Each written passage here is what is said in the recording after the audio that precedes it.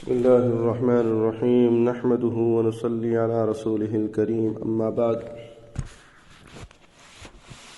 کل گزشتہ شرک کے سلسلے میں گفتگو ہو رہی تھی کہ اللہ رب العزت جن لوگوں کی مغفرت نہیں فرماتا ان میں ایک مشرک ہے۔ اب شرک کی چند قسمیں ہیں۔ ایسے تو صاحب مرقات رحمۃ اللہ علیہ نے 71 یا 72 قسمیں اس کی لکھی ہے، لیکن چند موٹی باتوں کا تذکرہ کرتے ہیں کہ نمبر 1 شرک فی العبادت۔ شرک فی العبادت کا مطلب یہ ہے کہ جو کام حق جل مجدہ نے اپنی تعظیم اور بڑائی کے لیے مقرر فرمائے ہیں، جیسے نماز کس لیے پڑھی جاتی ہے؟ صرف اور صرف اللہ کی تعظیم کو ادا کرنے کے لیے، اللہ کی تعظیم بجا لانے کے لیے۔ روزہ آدمی بھوکا اس لیے رہتا ہے اللہ کی رضا کے لیے، اللہ کے لیے بھوکا رہتا ہے، اللہ کے لیے پیاسا رہتا ہے۔ تو بھوکا اور پیاسا رہنا یہ عبادت کے طور پر یہ صرف اللہ کی ذات کے لیے ہے۔ اسی طرح قربانی کرنا، جانوروں کو قربان کرنا اللہ کے راستے میں۔ اسی طرح نظر اور منت، فرمایا نظر، لوگ نظر بھی مانتے ہیں کہ میرا فلانا کام ہو جائے گا تو میں اتنا پیسہ اللہ کے راستے میں دوں گا، یا اگر میرا یہ کام ہو جائے تو میں اعتکاف کروں گا، یہ نظر ماننا ہے۔ اسی طرح ذکر و وظیفہ، یہ آدمی اللہ کی ذات کے لیے ہی کرتا ہے، ذکر اللہ کے لیے کرتا ہے، اور کسی کا ذکر فرمایا عبادت کے طور پر جائز ہی نہیں ہے۔ اسی طرح دعا حق جل مجدہ ہی سے مانگی جاتی ہے، کسی اور سے دعا نہیں کی جاتی ہے۔ اللہ ہی کی ذات عالی کے لیے عبادت کے طور پر اللہ ہی سے دعا مانگی جاتی ہے۔ تو یہ ایسے کام ہیں جو اللہ ہی کی عظمت کے ساتھ وابستہ ہے۔ اگر کوئی آدمی اس میں ان عبادتوں میں اللہ کے علاوہ کسی کو شریک کرتا ہے تو یہ شرک ہے۔ نمبر 2 شرک فی القدرت والتصرف۔ اللہ رب العزت قادر مطلق ہے، کوئی چیز اللہ کی قدرت سے باہر نہیں، وہ ہر چیز پر قادر ہے۔ لہذا غیر اللہ کے بارے میں یہ عقیدہ رکھنا کہ روزی فلانا بت دے رہا ہے یا روزی فلانی وجہ سے مل رہی ہے، اسی لیے جو ہے تبلیغ والے ہیں وہ بارہا یہ کہتے ہیں کہ بھئی روزی دینے والی ذات اللہ ہے، دکان نہیں روزی دیتی، ٹیکسی روزی نہیں دیتی، روزی دینے والی ذات اللہ ہے۔ یہ سب اسباب ہے۔ فرمایا اولاد دینے والی ذات اللہ ہے۔ فرمایا دنیا کے اندر کوئی کسی کو اولاد نہیں دے سکتا۔ تو یہ جو پیر قبرستان پہ جانا یا پیروں کے پاس جانا اولاد کے لیے، دعا تو کرا سکتا ہے، لیکن کسی کو یہ ماننا کہ یہ اولاد دیتا ہے، نعوذ باللہ، فرمایا یہ سارے عقیدے شرک کے ہیں۔ اسی طرح زندگی اور موت کے بارے میں اللہ ہی کے قبضہ قدرت میں ہے، وہ چاہے تو موت کی شکلوں کے اندر زندہ کر کے رکھتا ہے۔ ابھی ترکی کے اندر جو زلزلے ہوئے ہیں، اس نے انسان کے ایمان کو اور مضبوط کر دیا۔ کتنے دن گزر گئے لیکن لوگ ابھی بھی زندہ نکل رہے ہیں۔ پچھلے دنوں میں کسی نے بھیجا تھا 21 دن کے بعد جو ہے ایک گھوڑا جو ہے، ہارس جو ہے، وہ اندر سے زندہ نکلا۔ تو یہ اسی طرح انسان بھی کتنے دنوں کے بعد جو ہے نکلے ہیں، تو زندہ نکلے ہیں۔ تو یہ اللہ کی قدرت کاملہ ہے۔ تو اللہ رب العزت یہ ساری چیزوں پر، موت اور حیات پر کنٹرول اللہ کا ہے۔ تو یہ قدرت جو ہے اللہ ہی کی ماننا ہے۔ اگر کوئی آدمی اللہ کے علاوہ کے لیے بھی ان تمام قدرتوں کو مانتا ہے کہ بھئی یہ بھی کچھ کر سکتے ہیں، تو یہ شرک جو ہے یہ بھی شرک ہے۔ تو شرک فی القدرت والتصرف کا مطلب یہ ہے کہ تمام تصرفات حق جل مجدہ کے ہاتھ میں ہیں، اللہ ہی کے قبضہ قدرت میں ہیں۔ کوئی کسی کا کچھ نہیں کر سکتا، کوئی کسی کا بگاڑ نہیں سکتا جب تک اللہ رب العزت نہ چاہے، کوئی کسی کو فائدہ نہیں پہنچا سکتا جب تک اللہ رب العزت نہ چاہے۔ تو معلوم یہ ہوا کہ یہی چیزیں جو ہیں تبلیغ کے اندر بھی بولی جاتی ہے۔ بعض دفعہ بعض لوگ پوچھتے ہیں یہ تبلیغ والے کیا کرتے ہیں؟ فرمایا یہ تبلیغ والے اللہ ہی کی ذات سے ہونے کا یقین کی بات کرتے ہیں اور اس کو اپنے دلوں میں کی گہرائیوں میں بٹھانے کے لیے جو ہے اس کی دعوت دیتے ہیں۔ تو ورنہ تبلیغ کا کوئی کام جو ہے فرمایا نیا نہیں ہے، یہ وہی اللہ کی قدرت اور اللہ کی قدرت کاملہ کو اپنے دلوں کے اندر، دلوں کی گہرائیوں میں بٹھانے کے لیے فرمایا یہ یقین کے الفاظ بولے جاتے ہیں اور یقین کی مجلسوں میں بیٹھا جاتا ہے۔ تو یہ شرک سے بچنے کے لیے بہت ضروری ہے کہ آدمی اللہ ہی کے تصرف کا بولے۔ نمبر 3، شرک فی العلم۔ شرک فی العلم کا مطلب یہ ہے کہ اللہ تعالیٰ ہی عالم الغیب ہے۔ علم غیب یعنی غیب کی باتوں کو جاننے والا صرف اللہ ہے۔ ہاں، ہم جہاں بیٹھے ہیں اس کمرے کے پیچھے کیا ہوتا ہے، یا ہے کہ بعد میں کیا ہونے والا ہے، ہم کھانا کھائیں گے تو کیا ہوگا، اس کا کیا اثر مرتب ہوگا، یہ ساری چیزیں اللہ ہی کے علم میں ہیں، اللہ ہی کے علم میں ہے۔ تو علم غیب صرف اللہ رب العزت کی ذات عالی کے لیے ہے۔ اللہ تعالیٰ کو ہر وقت ہر چیز کا علم ہے، ہر چیز کا اللہ کو علم ہے۔ ہمیں اس کا علم نہیں کہ ہم رحم مادر میں کب آئے، ہاں پشتے پیدر میں کب آئے، ہاں کوئی پتہ نہیں۔ ہاں اتنا جانتے کہ یہ ہمارا باپ ہے، لیکن عالم ارواح سے پشتے پیدر میں ہم کب آئے کوئی پتہ نہیں ہے۔ اسی طرح پشتے پیدر سے رحم مادر میں ہم کب آئے اندازہ لگا سکتے ہیں، اس کا علم سوائے اللہ کو اور کوئی کسی کو نہیں ہے۔ ہماری موت کب ہوگی یہ اللہ ہی کو علم ہے۔ تو یہ غیب کی باتوں کا علم یہ سوائے اللہ رب العزت کے اور کسی کا نہیں ہے۔ تو اگر فرمایا اگر کوئی بندہ غیر اللہ کے بارے میں یہ عقیدہ رکھتا ہے کہ بھئی ہر چیز جو ہے جیسے اللہ رب العزت نعوذ باللہ، ہاں اللہ رب العزت ہر چیز کو جانتے ہیں، اسی طرح نعوذ باللہ جو ہے فلانا بھی جانتا ہے، تو یہ علم غیب کا اللہ کے علاوہ کے لیے جو ہے رکھنا عقیدہ، یہ فرمایا کہ یہ جو ہے شرک ہے۔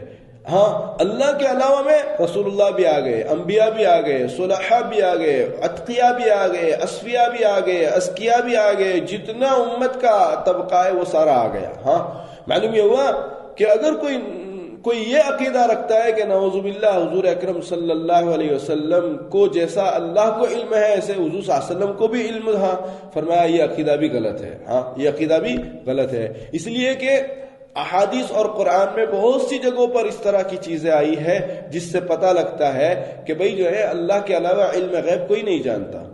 ہاں جو اللہ اپنے نبیوں کو بتا دے وہ نبی جانتے ہوتے ہیں، لیکن اس کے علاوہ جو ہے جیسے اللہ کو ہر چیز کا علم ہے اسی طرح نبی کو ہر چیز کا علم نہیں ہوتا۔ جو اللہ بتاتا ہے وہی وہ جانتے ہیں۔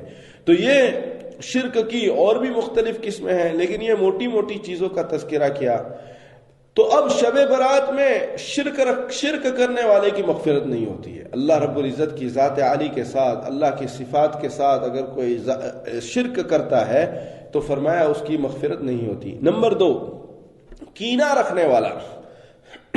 کینہ آپس میں ایک مسلمان کسی دوسرے مسلمان سے کینہ رکھے تو یہ حرام اور اللہ کی رحمت سے محرومی کا باعث ہے۔ ہاں اللہ رب العزت فرماتے ہیں خذ العفو وَأْمُرْ بِالْعُرْفِ وَأَعْرِضْ عَنِ الْجَاهِلِينَ، اختیار کرو معاف کر دو۔ ہاں معافی کو اختیار کرو، خذ العفو معافی کو اختیار کرو، وَأْمُرْ بِالْعُرْفِ اور جو ہے اچھائی کا حکم کرو، وَأَعْرِضْ عَنِ الْجَاهِلِينَ اور جو ہے جاہلوں سے اپنے منہ کو موڑ دو۔ ہاں 3 باتیں اللہ کے نبی علیہ الصلوۃ اللہ تعالیٰ نے اس آیت کریمہ میں ذکر فرمائی ہیں۔ فرمایا کہ معافی کو اختیار کر لو، معافی اپنا شیوا بنا لو۔ ہاں دیکھو معاف کرنا بہت بڑی نعمت ہے، بہت بڑی اللہ رب العزت کی طرف سے دیا گیا عطیہ ہے۔ ہاں تو خذ العفو معاف کرنے کو اپنا شیوا بنانے کا اللہ تعالیٰ حکم دے رہا ہے۔ ہاں اللہ رب العزت نے جو ہے بدلہ لینے کا حکم نہیں دیا، بلکہ کیا لینے کا حکم دیا؟ معافی کا حکم دیا کہ بھئی معاف کو اختیار کر لو، اپنی زندگی میں معافی کو اپنا لو، معاف کر دو۔ ہاں نمبر 2، امر بالمعروف، فرمایا بھلی باتوں کا حکم کرو، جب بھی اپنی زبان سے کوئی بات کرو تو اچھی بات کرو۔ ہاں اچھی بات کرو، فرمایا یہ اللہ کا حکم ہے ہمیں۔ ہاں معلوم یہ ہوا کہ بری باتوں سے کرنے سے اور بری باتوں کی سننے سے اپنے آپ کو بچانا ہے۔ ہاں کسی کو تکلیف پہنچانا، کسی کی غیبت کرنا، کسی کے بارے میں بری باتیں کرنا، ان سب چیزوں سے اپنے آپ کو بچانا ہے۔ نمبر 3، وَأَعْرِضْ عَنِ الْجَاهِلِينَ، جاہلوں سے لڑنے جھگڑنے والوں سے پرہیز کرنا۔ ہاں فرمایا کہ جو دین کی باتوں کو نہیں جانتے، ہاں فرمایا اسی طرح جو ہے وہ لوگ جو خامخواہ آپ کے ساتھ لڑنا چاہتے ہیں، ہاں فرمایا ان تمام چیزوں سے، ان تمام لوگوں سے آدمی اعراض کرے۔ ہر انسان غلطی سے امکان ہے، ہر انسان سے غلطی ہوتی ہے۔ ہاں غلطی سے کون جو ہے بچ سکتا ہے؟ ہاں فرمایا اللہ جس سے بچائے وہی غلطی سے بچ سکتا ہے، ورنہ ہر انسان سے غلطی ہوتی ہے۔ تو اگر کسی سے کوئی غلطی ہو جائے تو آدمی معاف کر دے، ہاں اگر کسی سے کوئی غلطی ہو جائے تو معاف کر دے۔ اور خاص طور پر معافی کا جو دامن ہوتا ہے میاں بیوی میں بہت زیادہ ہوتا ہے۔ ہاں فرمایا میاں اپنے بیوی کو معاف کر دے، بیوی اپنے میاں کو معاف کر دے، اس لیے کہ روئے زمین پر سب سے زیادہ اکٹھے رہنا میاں بیوی کو ہوتا ہے، سب سے زیادہ اکٹھا رہنا میاں بیوی کو ہوتا ہے۔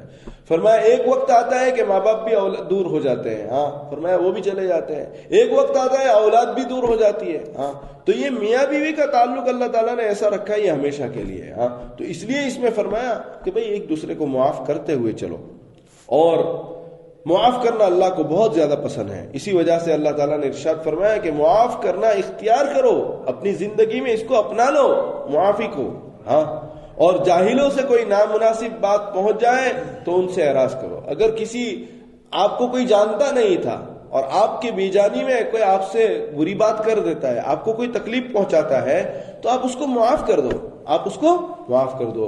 یہ مت سمجھو کہ وہ فلاں نے میری بے عزتی کر دی، فلاں نے میری عزت نہیں کی، میں اس کے گھر پر گیا اس نے میری عزت نہیں کی، نہیں یہ کوئی ضروری نہیں ہے۔ ہاں ایک مومن کے ہوتے ہوئے، ایک مومن کے اعتبار سے ہر اس کا کام یہ تھا کہ وہ آپ کی عزت کرے، اس لیے کہ اللہ کے نبی علیہ الصلوۃ والسلام نے فرمایا من کان یؤمن باللہ والیوم الاخر فلیکرم ضیفہ، جو شخص ایمان رکھتا ہو اللہ پر، آخرت پر، اسے چاہیے کہ وہ اپنے مہمان کا اکرام کرے۔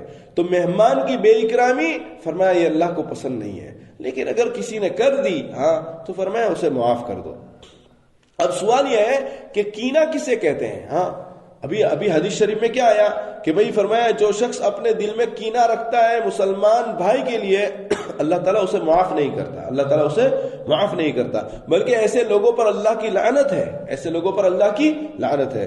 تو عربی میں اسے حقد کہا جاتا ہے، حقد کہا جاتا ہے۔ اس کی حقیقت یہ ہے کہ جب کسی آدمی کو غصے میں اپنے دشمن سے بدلہ لینے کی قدرت نہ ہو، ہاں بھئی ایک تو یہ ہے کہ آپس میں عداوت ہو جاتی ہے، دشمنی ہو جاتی ہے، اب یہ ہے کہ اس دشمنی میں سامنے والے سے جو ہے ہاں فرمایا بدلہ لینے کی قدرت نہیں ہے، تو اس کے ضبط کرنے سے اس کے دل میں اب جو ہے سامنے والا تو مجھ سے مضبوط ہے، میں بدلہ نہیں لے سکتا، تو اب دل ہی دل کے اندر جو ہے ایک قسم کا بوجھ ہو جاتا ہے۔ ہاں فرمایا اس کو حقد یعنی اس کو کینہ کہتے ہیں، اس کو کیا کہتے ہیں؟ کینہ کہتے ہیں۔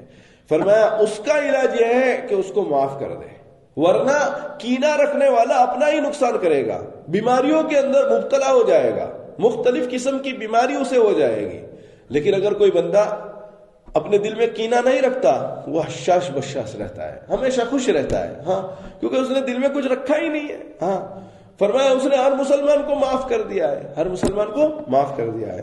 تو فرمایا کہ حقد اور کینے کا علاج یہ ہے کہ آدمی سامنے والے کو معاف کر دے، آدمی سامنے والے کو معاف کر دے۔ اور فرمایا کہ جب آدمی معاف کر دیتا ہے تو اس معافی کے نتیجے میں اللہ رب العزت جنت عدن میں اسے حور عین عطا فرمائیں گے، ہاں اسے حور عین عطا فرمائیں گے، جنت میں اسے حور عین عطا فرمائیں گے۔ کس لیے؟ کہ اس نے کسی مسلمان کو معاف کر دیا، اس نے کسی مسلمان کو معاف کر دیا۔ تو دیکھو معاف کرنے میں فائدہ ہی فائدہ ہے، دنیا کا بھی اور آخرت کا بھی۔ دنیا میں کیا ہوگا؟ آدمی حشاش بشاش رہے گا، ہمیشہ خوش رہے گا، کوئی بات اس کی جو ہے ناراضگی کی نہیں ہوگی، ہاں کوئی ملے تب بھی اچھا، کوئی نہ ملے تب بھی اچھا۔ ہاں فرمایا کوئی لازم اور ضروری نہیں ہے کہ بھئی ہر انسان سے ملے، ہاں کسی کی طبیعت موافق ہوتی ہے، کسی کی موافق نہیں ہوتی ہے۔ تو اس لیے جو ہے آدمی اپنے دل کو صاف رکھے کہ بھئی کوئی ملے تب بھی ٹھیک ہے، نہ ملے تب بھی ٹھیک ہے، ہاں کسی کو ہم مجبور نہیں کر سکتے۔ ہاں یہ محبت اور مودتیں تو اللہ کی طرف سے تقسیم ہوتی ہے۔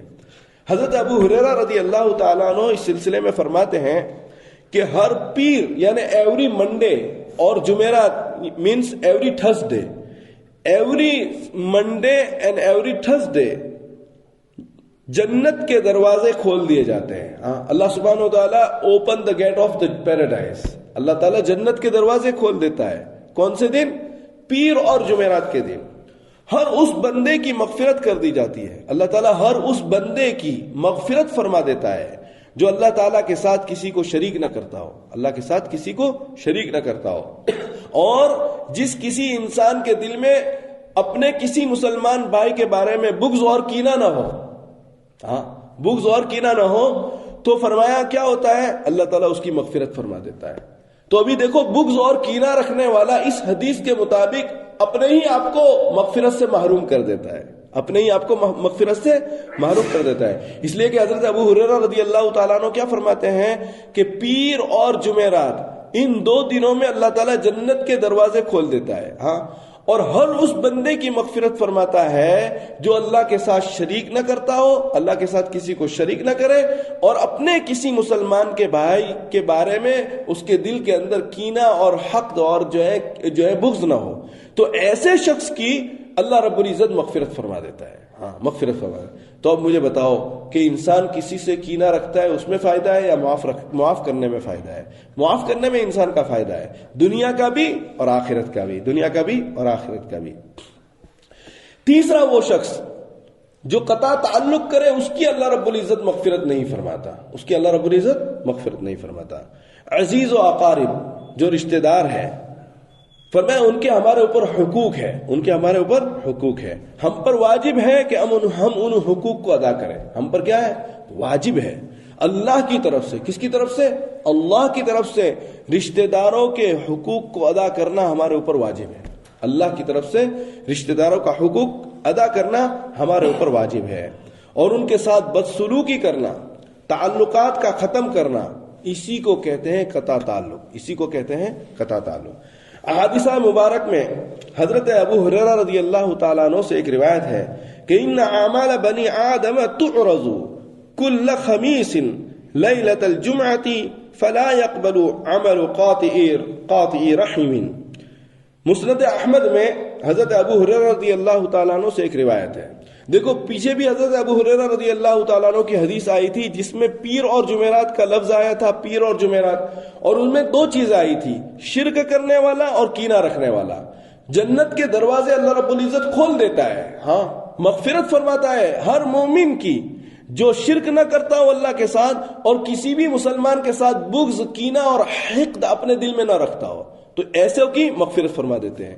اور یہ دوسری روایت جس میں مسند احمد کی روایت میں، اس میں یہ فرمایا کہ تعرض، فرمایا بنی آدم کے اعمال جو ہیں یہ پیش کیے جاتے ہیں، ہاں کل خمیس لیلۃ الجمعہ، جمعہ کی رات، ہاں جمعہ کی رات، یعنی یہی جمعرات کو ختم ہو کر جو رات آتی ہے اس کو جمعہ کی رات کہتے ہیں۔ تو اللہ تعالیٰ بنی آدم کے اعمال ہر جمعہ کی رات میں اللہ تعالیٰ کے حضور پیش کیے جاتے ہیں، اللہ کے حضور میں پیش کیے جاتے ہیں، اور قطع رحمی کرنے والا کوئی عمل اللہ رب العزت قبول نہیں فرماتا۔ معلوم یہ ہوا کہ ہر وہ شخص جو اپنے رشتہ داروں کے ساتھ قطع تعلق کرے، اس کے عمل کو اللہ قبول نہیں فرماتا، اس کے عمل کو اللہ قبول نہیں فرماتا۔ معلوم یہ ہوا کہ ہم ہر ہفتے عمل کرتے ہیں، نیک عمل ہر بندہ کرتا ہے، نماز پڑھتا ہے، روزہ رکھتا ہے، صدقہ کرتا ہے، سب کچھ کرتا ہے، لیکن اگر کوئی بندہ قطع تعلق کرتا ہو، قطع تعلق، دیکھو وہ پہلی جو حدیث تھی ان میں تو کیا ہے، مغفرت کا وعدہ تھا، اور یہ دوسری حدیث جو حضرت ابو ہریرہ رضی اللہ تعالیٰ عنہ سے ہیں، اس میں یہ ہوتا ہے کہ اعمال بنی آدم اللہ کے سامنے پیش کیے جاتے ہیں، ہاں اعمال بنی آدم اللہ کے سامنے پیش کیے جاتے ہیں۔ اگر جو ہے اس میں کوئی ایسا بندہ ہو جس کا عمل یہ ہو کہ اس نے رشتہ داروں کے ساتھ قطع تعلق کیا، رشتہ داروں کے ساتھ بدسلوکی کی، تو اللہ تعالیٰ اس کے جو نامہ عمل آیا اس کو اٹھا کر پھینک دیتے ہیں، ہاں اس کے عمل کو قبول ہی نہیں کرتے، اس کے عمل کو قبول ہی نہیں فرماتے۔ ہاں معلوم یہ ہوا کہ اس نے جو کیے کرائے سارے عمل یہ اللہ کے یہاں نامنظور، اللہ کے یہاں نامنظور۔ جیسے ایگزام میں بھی ہوتا ہے نا، اس طرح ایگزام میں ایگزامینر جو ہوتا ہے اس نے کوئی بات آپ کو پوچھی ہے، اب آپ نے جو چیزیں لکھی ہیں وہ لکھی ہے جو اندر پوچھا ہی نہیں ہے، کویشچن میں پوچھا ہی نہیں ہے، ہاں تو آپ نے وہ ساری چیزیں لکھی تو وہ کیا کرے گا، اٹھائے گا اور پھینک دے گا، 0 نمبر دے دے گا۔ ہاں کیوں بھائی، جو پوچھا ہے، ہاں لکھا تو نے ضرور ہے لیکن جو پوچھا ہے وہ نہیں لکھا ہے۔ تو اللہ رب العزت بھی دیکھتا ہے کہ بھئی میں نے حکم دیا ہے کہ رشتہ داروں کے ساتھ تعلق کو کرو، جوڑو، اور چونکہ اس نے جو ہے میرے تعلق کو میرا حکم نہیں مانا، اس لیے مجھے اس کے کوئی عمل کی ضرورت نہیں ہے، پھینک دیتے ہیں اللہ تعالیٰ۔ ہاں تو اللہ ہماری حفاظت فرمائے، قطع تعلق ہمیں نہیں کرنا ہے، قطع تعلق۔ اور میں نے پچھلی دفعہ اس بات کو سمجھایا تھا کہ بھئی اقارب رشتہ دار کون کہلاتے ہیں؟ فرمایا رشتہ دار دو طرح کے ہیں. ہاں ایک جو ہے رحم شریک، یعنی ایک ماں سے پیدا ہو. ہاں ایک ماں سے پیدا ہو، رحم میں شریک ہو. بھئی ماں ایک ہو، ہاں اور جو ہے ایک ماں سے جو ہے ایک ہی رحم میں ایک ہی ماں سے پیدا ہوئے ہو. فرمایا یہ جو ہے رحم شریک ہے. ہاں اللہ تعالیٰ نے قرآن مجید میں اس کا حکم دیا ہے. ہاں پھر دوسری بات باپ شریک ہو. تو گویا کہ اخیافی اور اللتی ہر قسم کے بھائی بہن جو ہیں ان کے ساتھ قطع تعلق کرنا، یہ گویا کہ یوں سمجھو کہ اللہ کے نزدیک جو ہے بہت بری بات ہے. ہاں انسان کے کیے کرائے عمل بھی اللہ قبول نہیں فرماتا. تو اللہ تعالی ہماری حفاظت فرمائے. حضور صلی اللہ علیہ وسلم کا ارشاد گرامی ہے کہ دو گناہ اس قدر سخت ہیں، دو قسم کے گناہ اس قدر سخت ہیں کہ ان کے کرنے والے کو بہت جلد دنیا میں بھی عذاب ملتا ہے، بہت جلدی دنیا میں عذاب ملتا ہے. ہاں اور آخرت میں اس کے علاوہ عذاب ہوگا. آخرت میں تو اس کے علاوہ عذاب ہوگا. نمبر ایک ظلم، کسی پر بھی ظلم کرنا، چاہے وہ کوئی بھی ہو، اپنا ہو پرایا ہو، مومن ہو غیر مومن ہو، ہاں جانور ہو درندے ہو چرندے ہو پرندے ہو، کسی پر بھی ظلم اللہ کو یہاں پسند نہیں ہے. نمبر ایک. نمبر دو قطع رحمی.